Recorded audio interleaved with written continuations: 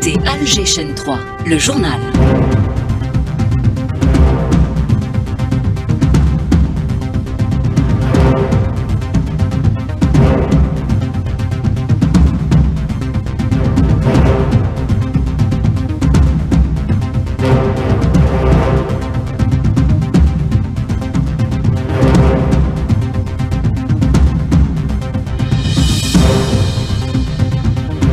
Dans l'actualité, des entretiens entre le chef de la diplomatie algérienne et son homologue français font suite à la reprise des relations bilatérales actées par les présidents des deux pays.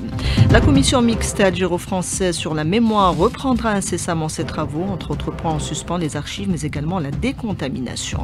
Carnage à Gaza, l'armée d'occupation accentue ses bombardements. L'objectif affiché est de vider l'enclave de ses habitants. L'Algérie renforce sa présence en Afrique en inaugurant la ligne aérienne Alger-Abuja, une démarche à portée stratégique et économique. Préparatifs de la campagne moisson-battage qui débutera le mois prochain dans le sud, les capacités de stockage sont renforcées. Déstockage de la pomme de terre, plusieurs opérations sont lancées en vue de maintenir des prix accessibles aux consommateurs. Du 7e art, le ministre de la Culture supervise le projet du film dédié à l'émir Abdelkader. Il insiste sur la qualité et le respect des échéances. Madame, Monsieur, bonjour. Le chef de la diplomatie algérienne s'entretient avec son homologue français arrivé ce matin à Alger. Des discussions qui interviennent après l'échange téléphonique il y a quelques jours entre le président Abdelmadjid Tebboune et Emmanuel Macron. Nous retrouvons au siège du ministère des Affaires étrangères Sophia Boukarcha pour plus de détails. Bonjour Sophia. Oui, bonjour Naïman. Effectivement, le ministre français des Affaires étrangères, Jean-Noël Barrot, est arrivé ce matin à Alger. Il s'entretient en ce moment même avec son homologue algérien Ahmed Attaf. Cette visite officielle est la première depuis 8 mois de tensions diplomatiques. Fait suite à l'échange téléphonique entre les présidents Abdelmadjid Tebboune et Emmanuel Macron le 31 mars dernier. Un échange au cours duquel les deux chefs d'État ont réaffirmé leur volonté de relancer un dialogue apaisé et constructif dans la continuité de la déclaration d'Alger d'août 2022. L'objectif de cette visite détaillait un programme de travail ambitieux, en préciser les modalités concrètes et établir un calendrier de mise en œuvre. Il s'agit également de consolider la reprise du dialogue autour des grands dossiers bilatéraux, à commencer par la mémoire, notamment avec la réactivation de la commission mixte d'historiens. Les deux présidents l'ont rappelé, les liens historiques entre l'Algérie et la France, leurs intérêts stratégiques communs et les défis régionaux imposent un dialogue d'égal à égal, un dialogue entre deux partenaires majeurs sur la scène européenne et africaine, unis dans leur attachement au principe de la légalité internationale et la charte des Nations Unies. Sophia Boukarcha du siège du ministère des Affaires étrangères, vous le disiez à l'instant, la question mémorielle qui est justement prioritaire. La commission mixte se réunira incessamment. Son président Mohamed Zridi l'a confirmé, une 6e rencontre à Paris pour statuer sur les questions en suspens, les archives, mais aussi la décontamination des sites pollués par le nucléaire, le chimique ou encore le bactériologique. Hamid Belkacem. Le principe du pollueur-payeur est adopté par la France via l'article L110.1 du Code de l'environnement. Il fait supporter les frais résultant des mesures de prévention, de réduction et de lutte de la pollution à celui qui les a causées. Le Code comporte 7 livres divisés en titres, chapitres, sections, sous-sections et paragraphes, y compris la protection de l'environnement en Antarctique. L'armée française a pollué durablement des sites à Hamoudia, Inéker et un site beaucoup moins connu, Bédenamous, non loin de Bni Mounif, du côté de Béchar. À Bédenamous, la France a testé et expérimenté des grenades, des mines, des obus, des bombes et même des missiles avec des charges bactériologiques et chimiques dont le gaz moutarde. Bédenamous était le second plus vaste centre d'expérimentation d'armes chimiques et bactériologiques au monde.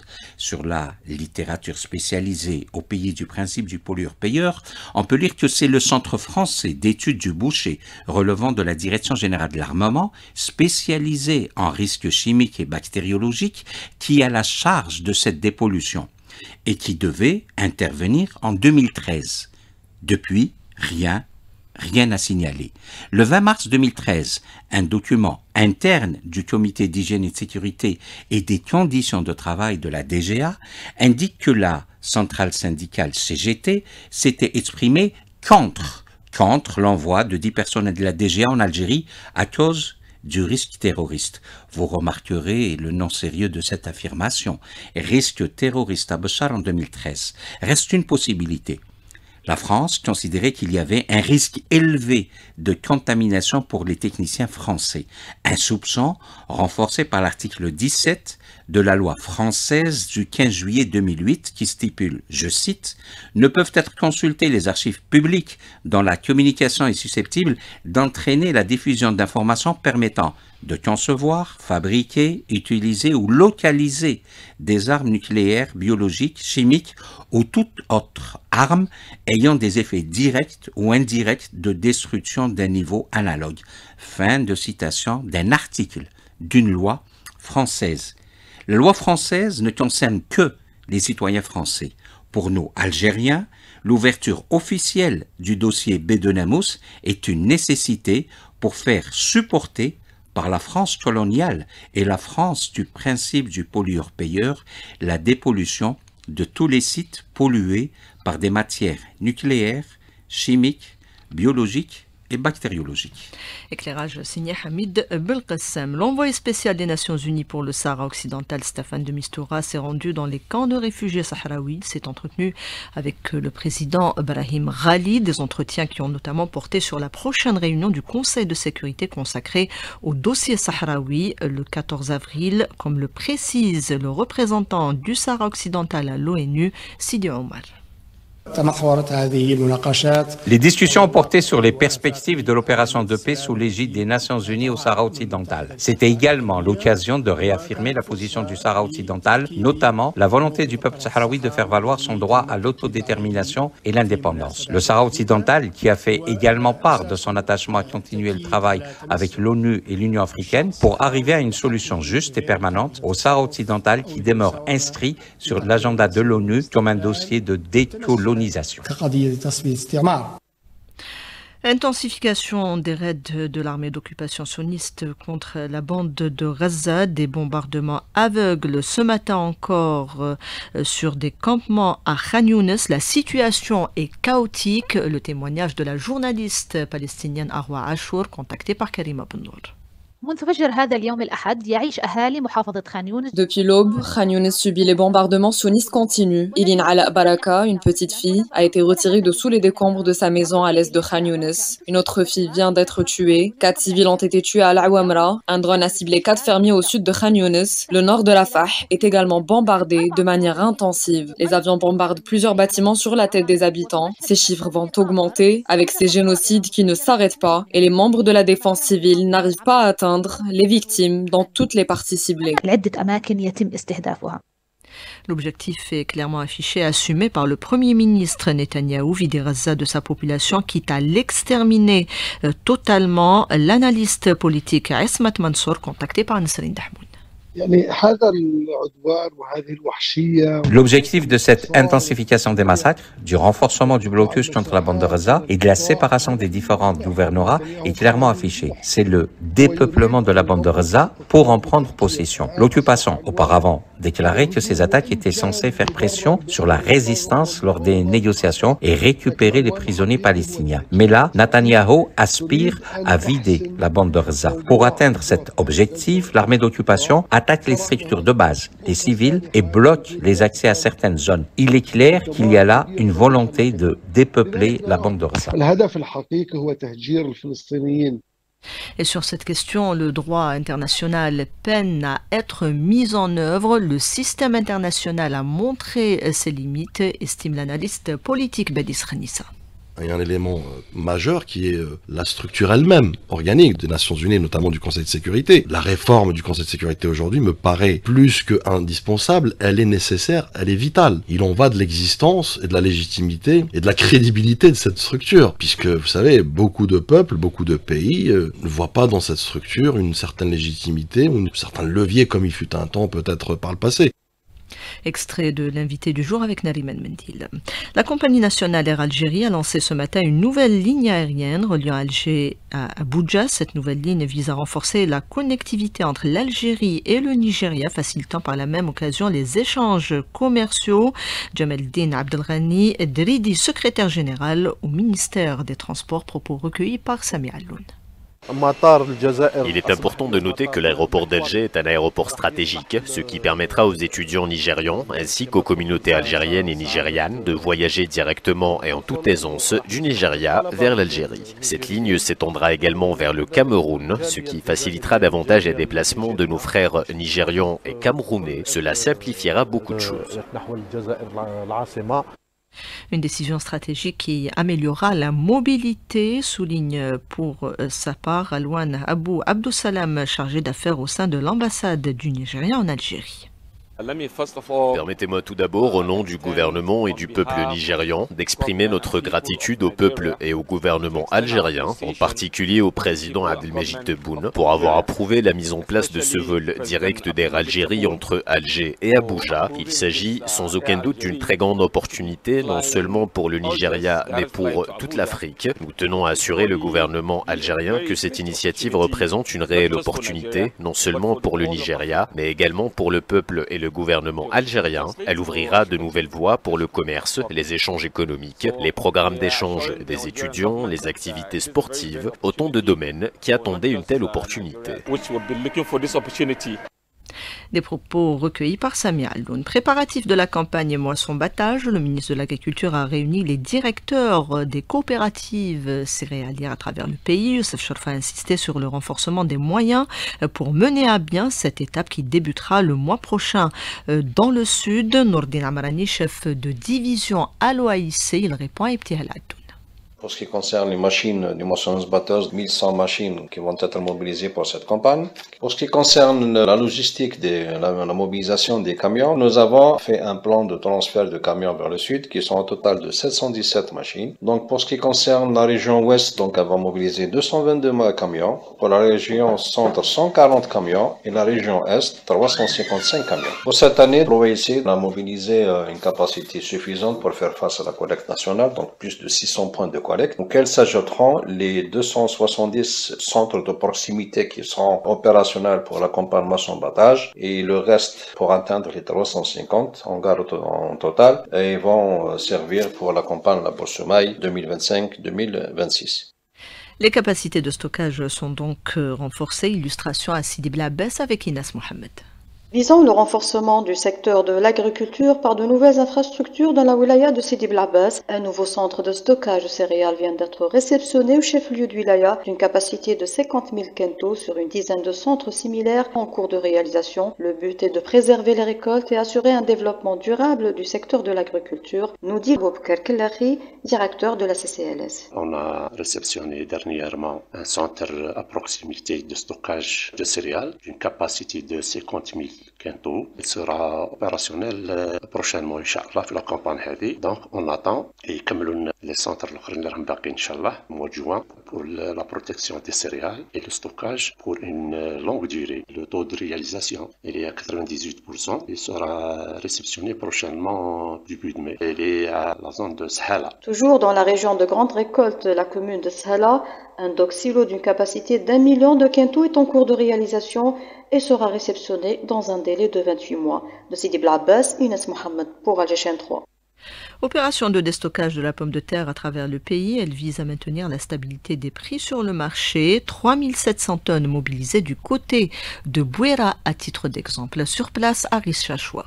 Face à la flambée des prix de la pomme de terre sur les marchés, le ministère du Développement de l'Agriculture et de la Pêche a décidé de lancer une opération de déstockage au niveau de la wilaya de Bouera. Le directeur des services agricoles de Bouera, Benjabellazine Al-Abidine, annonce à ce titre une opération en 2 phases. En collaboration avec la direction des commerces de la wilaya et la Société algérienne de régularisation des produits agricoles SARPA, nous avons un stock de 7200 tonnes. La première phase va concerner 3700 tonnes qui va être injectée dans les marchés au prix de 75 dinars afin de baisser le prix de la pomme de terre. Dès qu'on termine la première phase, on va entamer la deuxième phase jusqu'à ce qu'on va recevoir les premières récoltes de la pomme de terre saison. Les quantités déstockées vont alimenter les marchés des différentes communes de la wilaya de Bouira et des wilayas limitrophes, affirme le même responsable. Cette quantité de pommes de terre arrière-saison stockées va être écoulée à travers toutes les communes de la wilaya ainsi que les wilayas de proximité comme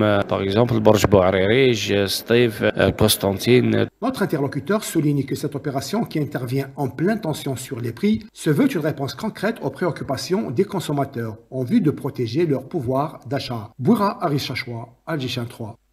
Des stockages de la pomme de terre également du côté d'Oum El Bouagui, nous dit Nasser Benissam. Les services de la direction des services agricoles de la wilaya d'Oum El Bouagui ont procédé aujourd'hui au déstockage de 3075 quintaux de pommes de terre d'arrière-saison dans le cadre du système de régulation Sirpalak, avons-nous appris auprès de l'inspecteur phytosanitaire de la wilaya, M. Boufar Abdelouhab. L'opérateur stockeur est la société algérienne de régulation des produits agricoles, SARPA, au niveau de l'unité frigomédite à Enmlila. Selon la même source, cette première opération de déstockage sera suivie par d'autres. Rappelons que le stock de pommes de terre de la SARPA au niveau de la wilaya d'Oum El Bouagui s'élève à 7944 quintaux. d'Oum El Bouagui, Nasser Benissam pour Algéchin 3. Le ministre de la Culture fait le point sur le projet du film sur l'émir Abdelkader, un projet qui avance bien, estime Zoher Belalou.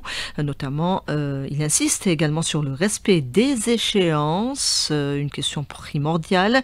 Déclaration du ministre ce matin en exclusivité à la chaîne 3. Il répond à Sidali Fares. On doit être à la hauteur des ambitions du peuple algérien, puis à la hauteur aussi des recommandations du président de la République pour finir un projet de grande valeur universelle sur une des grandes figures algériennes, c'est l'émir Abdelkader. Moi personnellement, je suis de près l'avancement de ce film. On avance très bien, mais sûrement aussi, il y a un calendrier qu'on devons respecter. Il y a une technicité qu'il faudrait qu'on respecte aussi. Il y a aussi des faits historiques qu'on devons mettre en valeur à travers ce film. Et puis, pourquoi ne pas associer le maximum de nos techniciens et artistes algériens et puis faire appel aussi au décor en Algérie. Donc nous sommes plein d'action pour lancer vraiment ce projet et d'arriver à la réversibilité. Donc un projet qui avance à bonne cadence. On écoute à ce propos Salim Agar, chargé de la gestion de l'établissement de la production de ce film El Jazairi. Il est joint par Fatah Boumehdi. Aujourd'hui, nous sommes en train de travailler sur la finalisation d'un scénario sur le film de l'émir, mais également nous travaillons sur la production du film. Nous avons présenté la présentation du projet l'émir Abdelkader, mais également présenté une fiche artistique des principaux partenaires en matière de technique, d'artistique et aussi de coordination de principaux acteurs de la production. On n'a pas encore entamé un casting pour le choix et la sélection des principaux personnages puisque ceci sera finalisé une fois que le scénario sera défini. Parce que le scénario, c'est à lui de définir, par exemple, combien de personnages vont jouer dans le film, qu'est-ce que nous allons aborder comme décor, est-ce qu'il y aura plusieurs batailles ou 2 ou 3 batailles, sachant que l'émir, il avait plus d'une centaine de batailles durant plus de 15 ans de résistance contre le colonisateur français. Donc, il y a énormément de faits historiques à mettre au profit de l'émir et que nous allons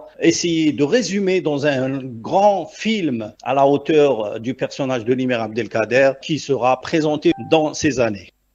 Et direction à présent la Bibliothèque nationale d'Algérie où sont exposés des manuscrits à l'occasion justement de la journée arabe du manuscrit. On écoute la conservatrice Ben Yahya Fatouma au micro de Sidali Fares.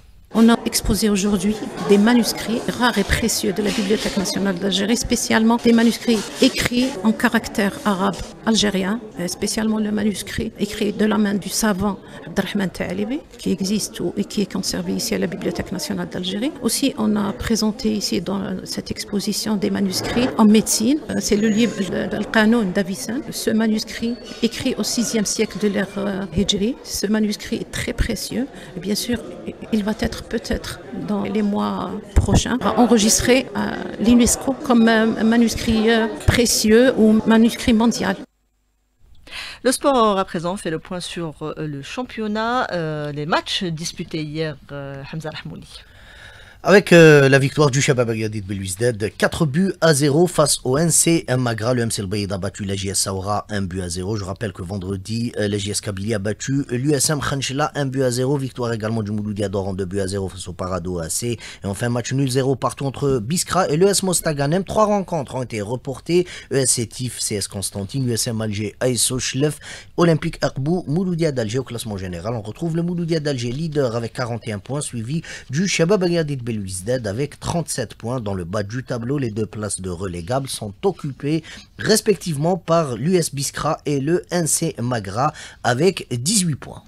Merci Hamza Rahmouni. Selma Figuer Abdouan Siassi était à la réalisation du 12-13. Il y avait Yassine à la console technique, Yassine au streaming, notre Yassine justement, et puis Tahar Lefkoum à la régie d'antenne. Dans quelques instants, vous retrouverez Karima Benour pour le bulletin météo complet. Ça sera juste après l'appel à la prière pour Alger et ses environs. Très bonne écoute.